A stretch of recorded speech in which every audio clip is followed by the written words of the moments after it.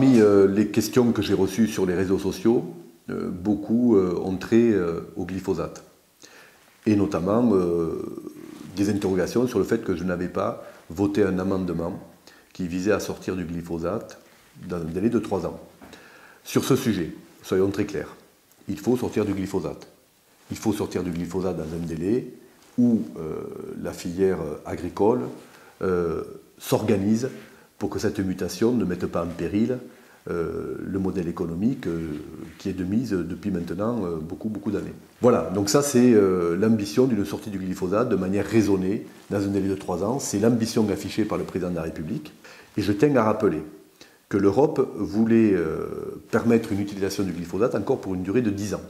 C'est la France, notamment, qui a ramené ce délai au niveau européen à 5 ans. On voit bien quand même que la France, sur ce terrain-là, donc, est très volontariste.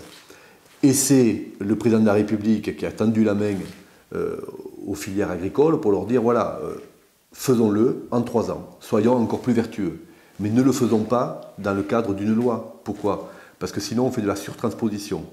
Et on s'est engagé dans le cadre de la campagne présidentielle pour M. Macron et la campagne législative pour moi, à ne plus surtransposer, c'est-à-dire à ne pas exiger de nos concitoyens, de nos professionnels, des choses qui ne sont pas exigées dans les autres pays européens. Donc voilà, donc moi je ne voulais pas bien évidemment trahir l'engagement que j'avais pris vis-à-vis de mes concitoyens dans le cadre de la campagne législative. Je ne fais pas de surtransposition.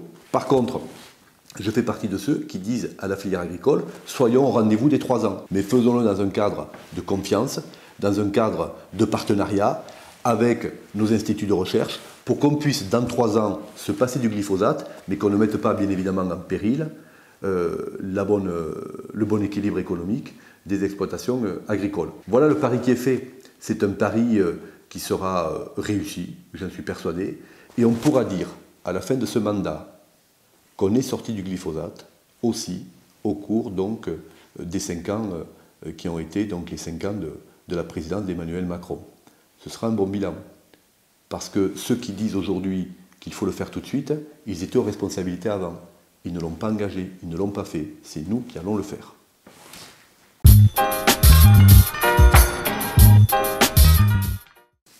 Autre interrogation, ou plutôt interpellation, celle de la réduction de la vitesse à 80 km/h, qui désormais s'applique depuis le 1er juillet. Tout d'abord, vous dire que c'est une mesure réglementaire, c'est-à-dire qu'il n'y a pas eu de vote à l'Assemblée nationale, c'est le gouvernement qui, par voie réglementaire, a imposé cette mesure.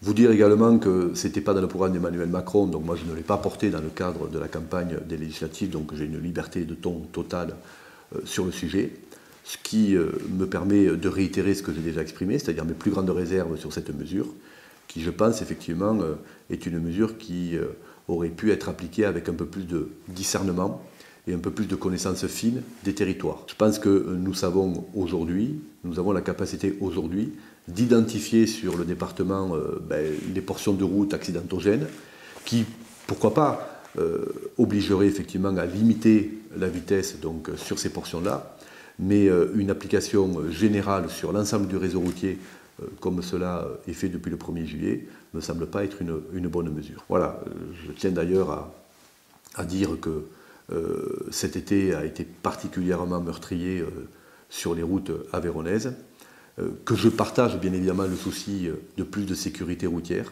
bien évidemment que nous partageons tous cet objectif, mais nous savons que ça passe aussi et surtout par des comportements qui doivent être modifiés, l'usage de la drogue, l'usage de l'alcool, l'usage du téléphone portable. Et d'ailleurs, moi je salue l'augmentation de la répression sur ce type donc, de comportement, sur ce type d'infractions commises par certains de nos concitoyens. Mais par contre, je ne pense pas qu'effectivement une réduction générale de la vitesse à 80 km/h réponde à cette exigence de sécurité de manière efficiente.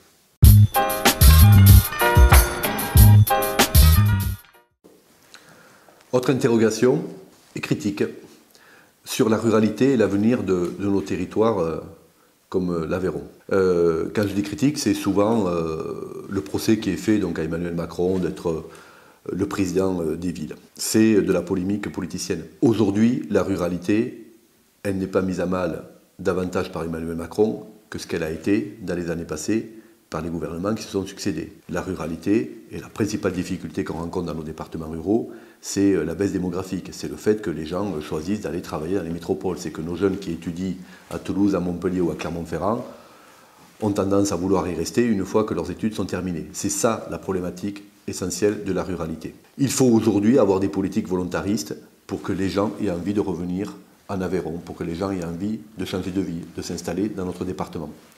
Et je crois qu'au contraire, les mesures qui sont prises par ce gouvernement depuis maintenant 1 an et demi vont plutôt dans ce sens de l'attractivité de nos territoires. Un exemple, Action Cœur de Ville, c'est sans précédent, c'est 5 milliards d'euros qui sont fléchés par l'État en direction des villes moyennes, donc des villes qu'on retrouve dans les départements ruraux comme l'Aveyron, pour développer justement ces centres-villes, pour développer l'attractivité de ces villes. Et on sait que quand une ville en ruralité se développe, rayonne et devient attractive, et c'est toute la ruralité qui se trouve donc en périphérie, autour, qui en bénéficie. Et concernant donc l'action Cœur de Ville qui a été lancée donc, par ce gouvernement, les 5 milliards d'euros en direction donc, des territoires ruraux et des villes moyennes, il faut savoir quand même que l'Aveyron a été particulièrement doté, même exceptionnellement doté, puisque Rodez en bénéficie, mais en bénéficie également Villefranche-de-Rouergue et Millau. C'est-à-dire que sur un département comme le nôtre, la préfecture et les 2 sous-préfectures bénéficient de ce dispositif qui va permettre, encore une fois, de développer donc, les centres-villes et l'attractivité de ces villes. Dire également que c'est un engagement fort qui a été pris d'ici 4 ans, il n'y aura plus de zone blanche en matière de téléphonie. Et d'ici 5 ans, il n'y aura plus de fracture numérique sur l'ensemble du territoire aveyronnais, puisque là, encore une fois, l'État a une politique très volontariste, qui rejoint d'ailleurs celle qui avait été enclenchée par le département de l'Aveyron, avec les départements voisins du Lot et de la Lozère, dans le cadre donc, de la fibre qui doit être amenée dans chacun de nos foyers. Donc voilà, donc il y a quand même des mesures qui sont prises pour que nos territoires ruraux ne soient plus en déprise et qu'on puisse avoir une véritable politique d'attractivité ou de retour donc, au pays de nos jeunes qui sont partis à l'extérieur. Et puis vous dire que le député que je suis est un député d'un département rural. Moi, la ruralité, il suffit que je prenne la parole avec mon accent pour qu'on comprenne d'où je viens. Donc il n'y a pas de difficulté, on défend nos territoires, on les défend avec beaucoup d'enthousiasme, mais il faut avoir un discours positif, un discours optimiste. Sinon, on ne va pas donner l'envie à beaucoup de nos concitoyens de venir s'installer dans notre département aveyronnais. Je suis chargé par le Premier ministre, avec le député du Lot, Aurélien Pradier, d'une mission qui consiste à trouver les bons modes d'organisation territoriale en matière d'innovation, en matière de numérique, pour que justement on puisse donc compenser la fracture territoriale. Donc voilà, moi je suis résolument optimiste. Quand j'effectue mes auditions dans le cadre de cette mission, je m'aperçois qu'il y a beaucoup de territoires ruraux qui aujourd'hui regagnent de la population, regagnent de la dynamique. Tout cela parce qu'ils savent être innovants, ils savent se servir de nouveaux outils pour accompagner ou pour enclencher donc, une dynamique positive.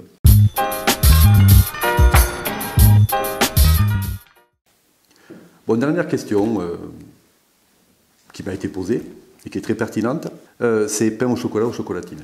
Chocolatine, voilà, mais je ne vais pas, je vous le dis tout de suite, déposer un projet de loi là-dessus. Je ne vais pas aller me battre pour qu'on reconnaisse effectivement chocolatine à la place de pain au chocolat.